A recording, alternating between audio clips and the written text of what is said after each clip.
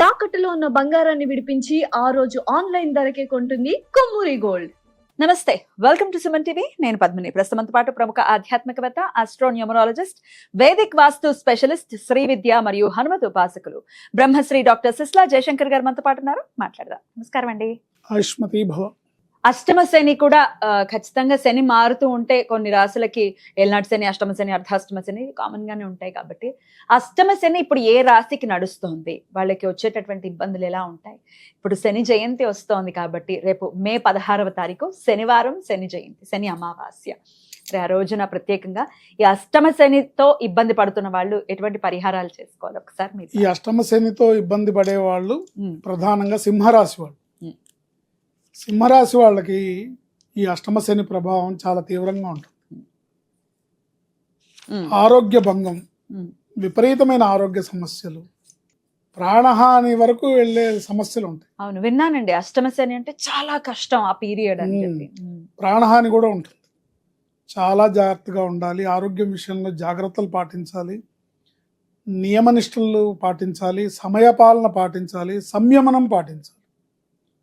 ఏమాత్రం ఎగిరెగిరి పడకూడదు, ఏమాత్రం దాన్ని ఏమంటారు అత్యుత్సాహంగా వెళ్ళకూడదు. ఏది కూడా డ్రైవింగ్ విషయంలో కూడా చాలా జాగ్రత్తగా, డ్రైవింగ్ విషయంలో కూడా కేర్ తీసుకోవాలి. అతివేగం చాలా ప్రమాదకరం ఈ దశలో. తర్వాత మద్య మాంసాలు నిషిద్ధం. ఈ పీరియడ్లో మద్య మాంసాలు అసలు తీసుకోకుండా ఉంటే చాలా మంచిది. మేము ఉండలేమండి, మొక్కలేంత మాకు ముద్ద దిగదు అంటారా? శని ఆదివారాలు, మంగళవారం నాడు తీసుకోకండి. ఈ 2.5 అంటే ఆల్మోస్ట్ 1 year ఇంకొంది, 1 year మాత్రమే. శని ఆదివారాలు, మంగళవారం నాడు తీసుకోకండి. తీసుకోకుండా మిగతా రోజుల్లో చూసుకోండి. చాలా జాగ్రత్తగా వాహనాలు నడిపే విషయంలో చాలా జాగ్రత్తగా ఉండాలి. మాటల విషయంలో చాలా జాగ్రత్తగా ఉండాలి. ఆరోగ్య విషయంలో చాలా కేర్ తీసుకోవాలి. సమయపాలన పాటించాలి. అట్లాగే వ్యాయామం అది సమయానికి చేసుకుంటూ కాస్త డిసిప్లిన్గా మనం ఉంటే ఆయన ప్రసన్నుడవుతాడు. శని భగవానుడు ప్రసన్నం అవ్వాలంటే మనం డిసిప్లిన్గా ఉండాలి. తద్వారా ఆరోగ్యం బాగుంటుంది, మిగతా విషయాలు కూడా బాగుంటాయి. కనుక ఇది చాలా జాగ్రత్తగా ఉండాలి. ముఖ్యంగా ఆంజనేయ స్వామి పాదాలని గట్టిగా పట్టుకోవాలి. ఆయన మాత్రమే రక్షించగలరు. ఏం చేయమంటారండి? ఎటువంటి ఆరాధన చేయాలి? మర్కటేశ మహోత్సాహ సర్వశోక నివారక శత్రూన్ సంహార మాం రక్ష శ్రియం దాపయబో హరే అనే మంత్రం చదువుకోవాలి. మర్కటేశ మహోత్సాహ సర్వశోక నివారక శత్రూన్ సంహార. శత్రువు అంటే ఇక్కడ ఏలినాటి శని జరుగుతుంది కాబట్టి శని భగవానుడు శత్రువు అని కాదు అర్థం. శత్రువు ఏంటంటే నీ బద్ధకమే నీ శత్రువు, నీ ఆలోచన విధానమే నీకు శత్రువు, నీ అలవాట్లే నీకు శత్రువు, నీ మాటే నీకు శత్రువు, నీ వ్యసనమే నీకు శత్రువు. సో వాటిని సంహరించాలి. వాటిని సంహరిస్తే శని భగవానుడు ప్రసన్నం అవుతాడు. శని భగవానుడు ప్రసన్నం అవుతే నువ్వు బతికి బట్ట కడతావు. అంతే, అంత తీవ్రంగా ఉంటుంది. మర్కటేశ మహోత్సాహ సర్వశోక నివారక శత్రూన్ సంహార మాం రక్ష శ్రియం దాపయబో హరే. ఈ మంత్రం చదువుకోవాలి. కూర్చొని కనీసం 21 times ఈ మంత్రం చదువుకోవాలి. 21 times అనేది మినిమంలో మినిమం. మీరు చేయగలిగితే 108 చేయగలిగితే ఇంకా మంచిది. ఒక్కరోజా అండి, లేకపోతే కంటిన్యూస్ గా చేయమంటారా? కంటిన్యూగా చేసుకుంటే మంచిది. కంటిన్యూగా కనీసం మీకు నేను బిజీ అండి, చాలా ఆఫీసు వర్క్ నాకు బిజీగా ఉంటుందంటే గనక రోజుకి 21 సార్లకు తగ్గకుండా చేసుకోండి. ఓ 10-15 నిమిషాలు పడుతుంది అంతే, ఓ 10 నిమిషాలు. తర్వాత కారులో వెళ్ళేటప్పుడు కూడా కాస్త హనుమాన్ చాలీసా వినటం, హనుమాన్ చాలీసాని ప్రాక్టీస్ చేయడం, హనుమాన్ చాలీసాని నోటికి ఇచ్చేయడం.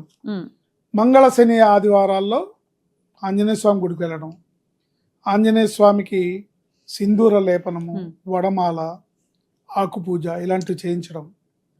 ముఖ్యంగా పనివాళ్ళకి, యాచకులకి స్వీట్లు, కూల్ డ్రింక్స్, ఆహార పదార్థాలు ఇవి పంచిపెడుతూ ఉంటే శని భగవానుడు ప్రసన్నం అవుతాడు. ఆహారాన్ని, కడుపు నిండా ఆహారాన్ని, మంచి ఆహారాన్ని ఇవ్వాలి.